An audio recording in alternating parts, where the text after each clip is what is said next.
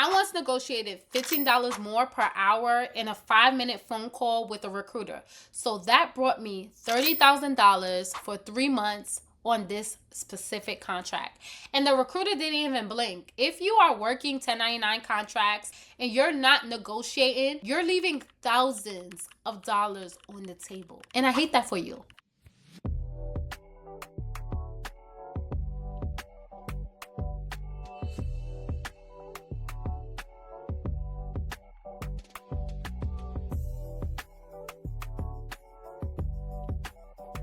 Today, I'm breaking down the mindset shifts you need, the market research you should do, the different types of pay packages you'll run into, and the scripts you can use to negotiate 1099 contracts in confidence. Hey y'all, hey, my name is Ebony. I am the founder of the Locum Tenant Guide. I help nurse practitioners transition into 1099 contracting and build careers that gives them freedom, flexibility, and financial independence. If you are ready to stop taking lowball offers and start securing contracts that pay you your worth, hit the subscribe button. Let's get into it. First thing first, I want to talk about mindset shift, because if you don't have this part down, none of these strategies that I'm going to talk about today matters. Trust me. I want you to understand that you are not being difficult by negotiating, right? Agencies expect you to negotiate, right? Their rates already have wiggle room built in. So agencies expect that when they present the offer to you, you are going to want to negotiate. So it is important for you not to accept the first offer, okay? You're doing yourself a disservice. The recruiter's job is to save the company money. Your job is to make sure you're getting paid fairly. You are not an employee, you are a contractor. That means that you don't get typical things like an employee would get. So you don't get PTO, you don't get health insurance, you don't get retirement benefits built in. So every dollar you negotiate matters, because it has to cover not only your paycheck and your benefits that you need to be able to provide for yourself, and the taxes that you have to keep aside. Now let's talk about market research, because this is the biggest mistake I see new contractors make, is only talking to one recruiter and assuming that's just the market rate. Here's the truth. That exact job, the same hospital, the same clinic, same dates, can pay totally different rates depending on the agency. So one recruiter may tell you $95 an hour, while another recruiter may offer $120 an hour for that same role. That is why you need to connect with multiple recruiters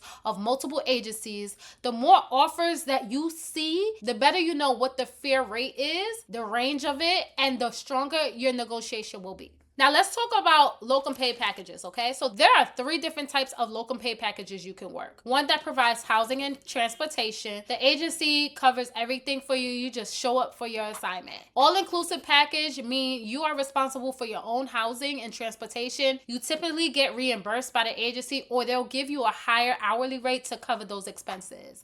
And then you have locum packages that don't cover housing and transportation. These are usually your local contracts where you're expected to cover everything yourself. Anything that the agency does not provide for you is a tax deductible item for you. And here's the thing, each of these packages need to be negotiated differently. That's exactly what I break down in my Negotiate Like a Pro and Seal a Deal workshop, where I show you how to make sure you are not leaving money on the table no matter what package is offered for you. So I'll drop the link down in the description below so that you can go ahead and grab it. Now let's talk about compensation, right? When negotiating as a 1099 contractor, you can't just look at the hourly rate. You need to look at the true take-home pay. And that starts with knowing your projected income goal. So let's walk through this example right here, right?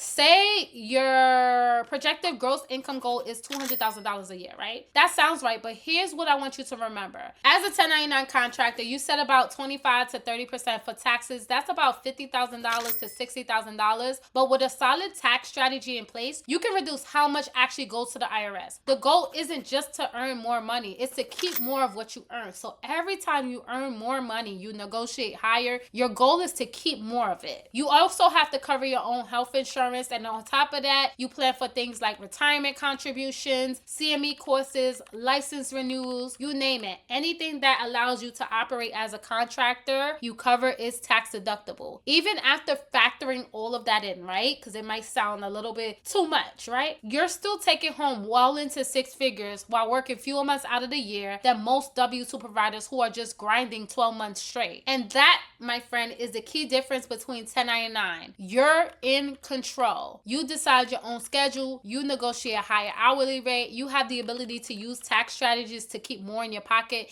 And that's why negotiating is so important. It ensures that the 200K gross works in your favor and not against you. I know that negotiation can be a little bit scary, especially if you're new to it, if you've never experienced it before. So let's talk about what to actually say in the moment, right? A recruiter can ask two things. They'll ask you for your rate, or they'll tell you what the rate is. So if a recruiter asks for your rate, say this: based on my experience and the current market, I'm looking for something close to X an hour. This shows the recruiter that you've done your research, you probably have more offers on the table, and this is what you're looking close to. Now, a recruiter might also give you a rate, okay? This is what you say: thanks for sharing. I've seen similar contracts closer to X an hour. Is there flexibility to meet me there? This shows the recruiter that you're like, hey, I've seen rates that are higher than that, and I'm open for negotiation. This doesn't completely cut you off from the contract. You are basically saying, hey, I'm willing to look more further into this contract if you are open to meeting me at that rate. These are simple, professional, non-confrontational ways to go about negotiating. You're not arguing, you're asking, and that's exactly how you start getting paid more.